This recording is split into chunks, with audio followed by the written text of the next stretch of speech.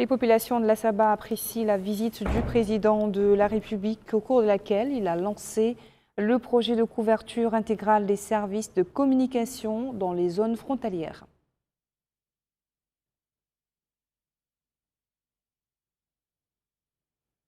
Le ministre de la Culture, des Arts, de la Communication et des Relations avec le Parlement supervise le lancement de la 14e édition du Festival international d'Ain El Farba.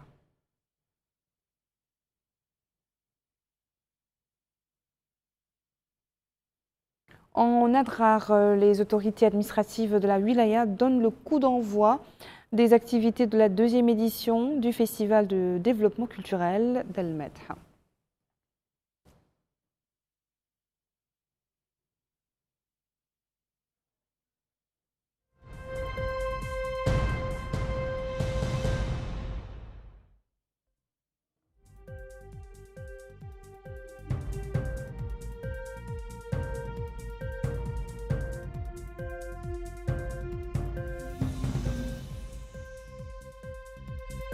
Bonsoir, bienvenue, c'est un plaisir de vous retrouver pour ce journal.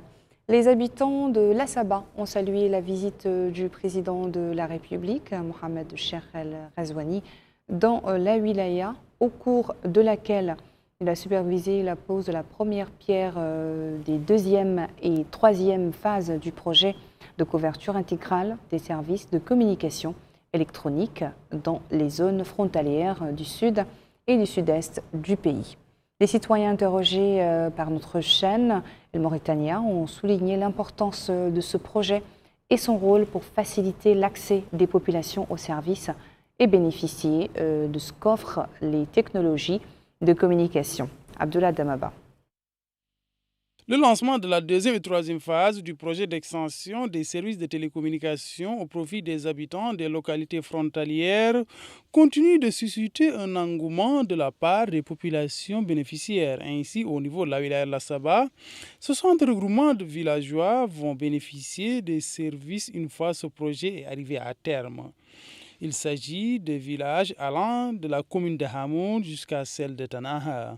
Les populations de la commune de Hamoud trouvées sur les lieux ont salué ces réalisations. C'était, disent-ils, une demande de longue date qui vient d'être réalisée. Avant, souligne-t-il, on était obligé d'aller dans des zones situées en hauteur, soit se mettre tout en haut du toit ou arpenter des rochers pour pouvoir converser au téléphone. Les habitants de Hamoud remercient les autorités pour ces réalisations. Ils ont par ailleurs affirmé que ce projet va permettre le désenclavement de la commune de Hamoud.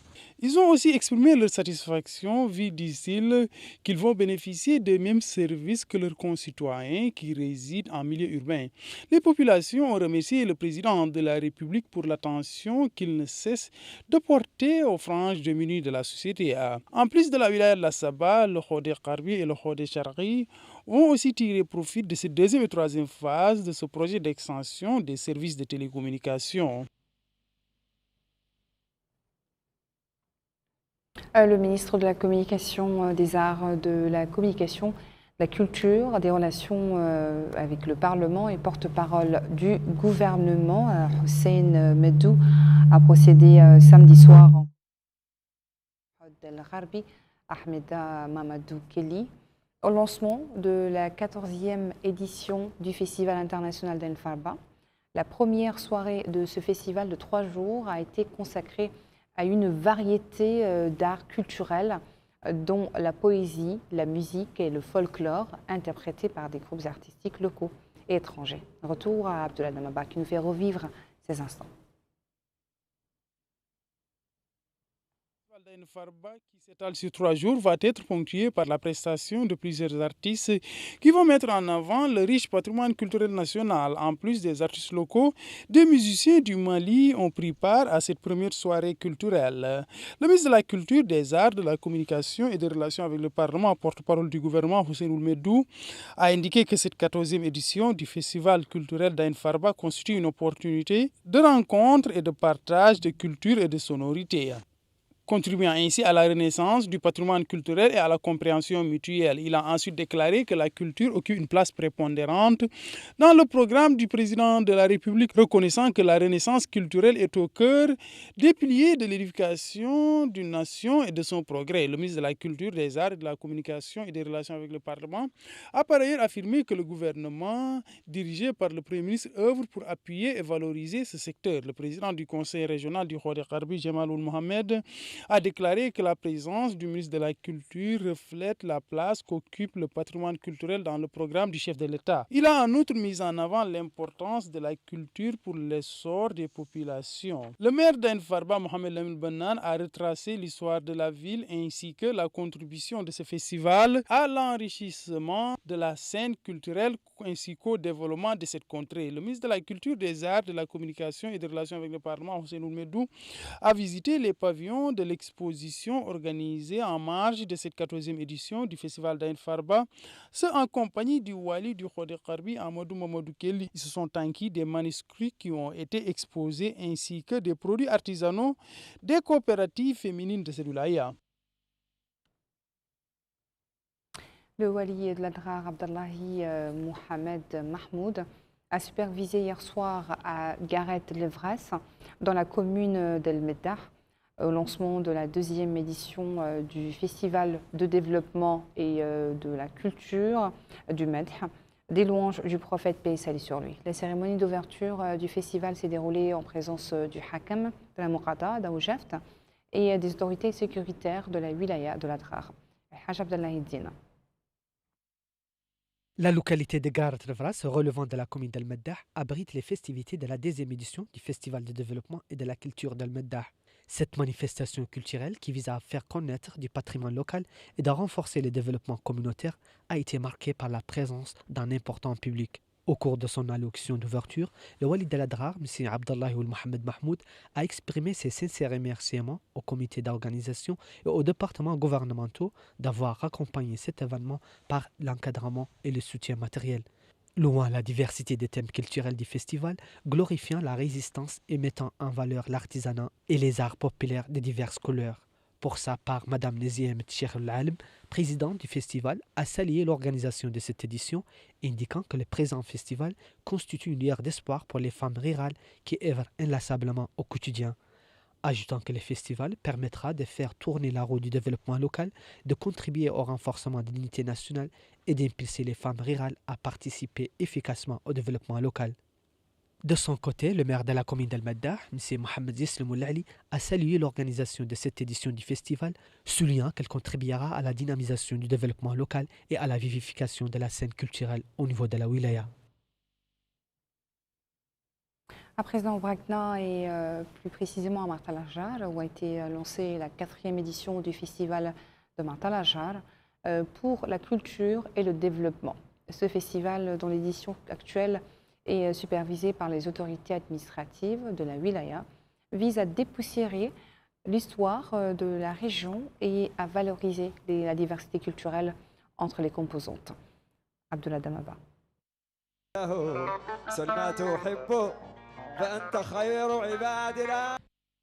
Le coup d'envoi du festival de Martalajar pour la culture et le développement a été donné. La place publique de la Muqata de Martalajar a abrité cette première soirée artistique qui s'est tenue en présence d'acteurs culturels de renom du pays. Cet événement a été marqué par la présence des habitants de cette Muqata. Le président du conseil régional de la wilaya du Brakna a remercié les initiateurs et tous ceux qui ont participé à l'organisation de cet événement.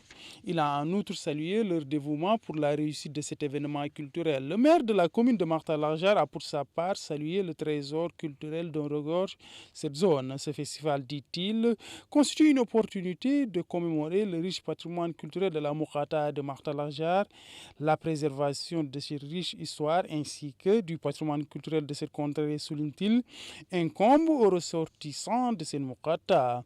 Le responsable de l'organisation de ce festival a pour sa part réaffirmé ses remerciements à l'endroit des autorités de cette Muqata. Il a salué la contribution des oulémas, autorités, ingénieurs, médecins entre autres de la commune de Martalajar.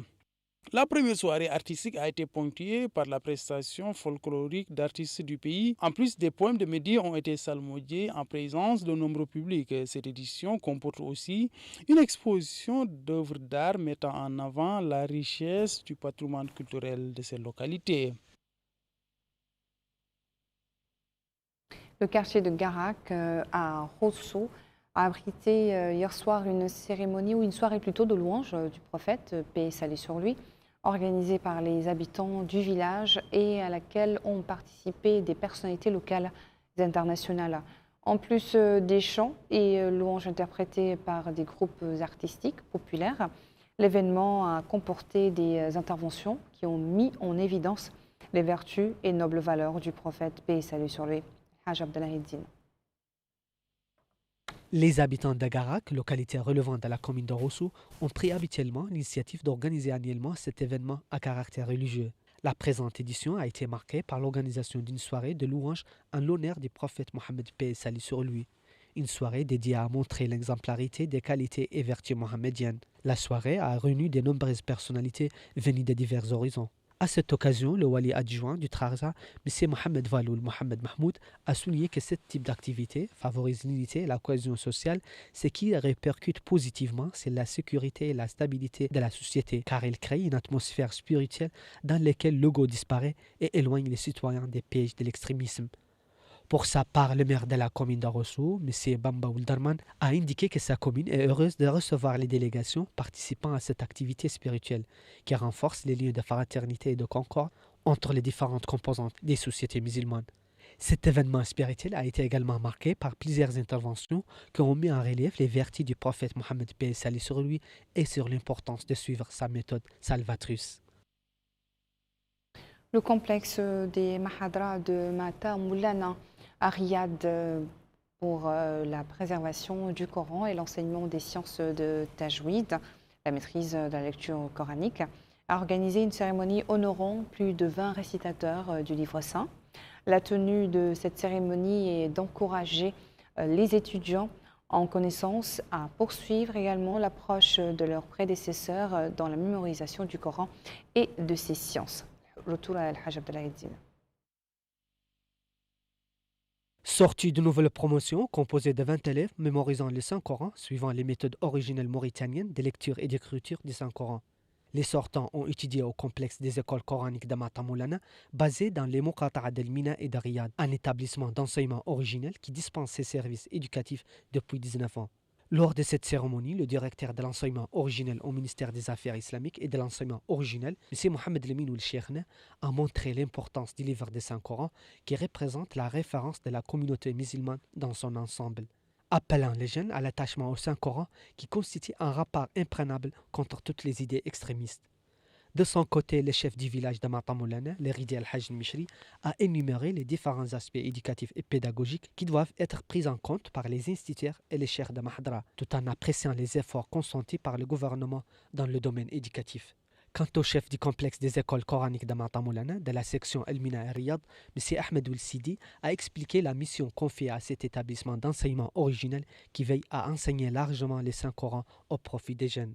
Cette cérémonie pédagogique annuelle a été marquée par la présentation des poèmes de Médih et la remise des attestations aux récipiendaires. Le directeur de cabinet de la wilaya de l'Atrar a supervisé ce matin dans la localité de Kser, Torshan, relevant de la municipalité de Tawaz, la cérémonie d'inauguration de la Zawiya de Cheikh Balayin.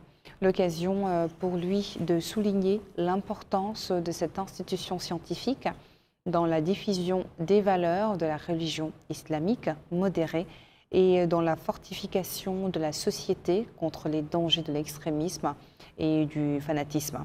Le vice-président de la région de l'Adrar, El Arbi Moudlaïzen, et le maire de la commune de Tawaz, Sid Ahmed Minat, ont apprécié la contribution de cette institution scientifique dans la diffusion des enseignements de la religion islamique à travers des sciences du Coran. Le hadith et la biographie du prophète, paix et salut sur lui, ainsi que la jurisprudence et les sciences de la langue arabe. Le porte-parole de la Zawiya, Taleb Riyar Mamina, avait expliqué que celle-ci contribue à l'enseignement des sciences religieuses, à la diffusion de l'islam modéré à travers l'attention et le soin du livre saint et de la sunna du prophète, paix et salut sur lui. L'Association des cadres mauritaniens diplômés des universités, écoles et institutions marocains a organisé hier soir un colloque intitulé « Rencontre ouverte avec le poète Dr Edeh à Douba » à propos de son expérience poétique et de ses apports scientifiques. Le conférencier est revenu de façon plus ou moins exhaustive sur son parcours créatif, soulignant les transformations dont la poésie, sa poésie, a été témoin depuis ses débuts jusqu'à aujourd'hui, en combinant authenticité et modernité dans un poème qui vibre de préoccupations et d'aspirations humaines. Il a également passé en revue ses nombreux écrits qui mettent en valeur des efforts inlassables au service de la littérature et de la science, rappelant leurs titres qui oscillaient entre poésie critique et recherche scientifique. La rencontre a été également l'occasion d'échanger et d'interagir sur diverses questions de poésie et de culture. En conclusion, le docteur poète a été honoré par les responsables de l'association en reconnaissance de sa riche expérience. Dans le Guidi Maha et plus précisément dans la ville de Sélibabi, la délégation régionale du ministère de la Culture et de la Souveraineté alimentaire tente d'appuyer les efforts des agriculteurs en leur fournissant des semences et des engrais agricoles dans le cadre des efforts du secteur visant à faire de la campagne maraîchère une réussite au niveau de la wilaya du Guidi Maha. C'est un encouragement constant consenti par le département, dit-il, pour produire des variétés et plus couramment utilisées comme les tomates, les carottes, les aubergines, les choux et les navets. Les agriculteurs ont quant à eux exprimé leur gratitude et reconnaissance pour ces fournitures de semences et d'engrais agricoles qui leur permettent aujourd'hui d'augmenter leur production et partant assurer la réussite de leur campagne agricole. Sport à présent, pour refermer ce journal, une page sportive pour évoquer cette journée de sensibilisation aux valeurs olympiques organisée par la Mourata de Toujenine, par l'Académie nationale olympique au profit des écoles fondamentales de la capitale, en collaboration avec le Comité national olympique et sportif et les écoles de sport au niveau des écoles du fondamental à Nouakchott. Au cours de leur intervention, les organisateurs ont souligné l'importance de la sensibilisation sur la pratique du sport qui permettent aux jeunes d'éviter la dépravation et de se développer dans leur corps et dans leur esprit la façon la plus saine et positive. Les actions de cette journée comprenaient diverses performances de taekwondo et de karaté et ont été sanctionnées par la distribution d'attestations et de médailles aux participants. Voilà qui met fin à notre journal. Merci à vous de nous avoir suivis. Le rappel des titres à la une. La population de l'Assaba apprécie la visite du président de la République, au cours de laquelle il a lancé le projet de couverture intégrale des services de communication dans les zones frontalières. Le ministre de la Culture, des Arts, de la Communication et des Relations avec le Parlement supervise le lancement de la 14e édition du Festival international d'Ain El Farba.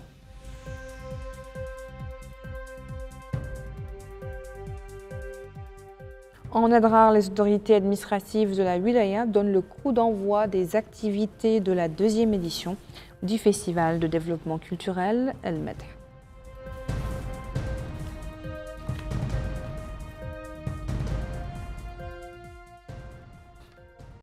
Merci, restez avec nous, le programme continue sur El Mauritania. Bonne soirée.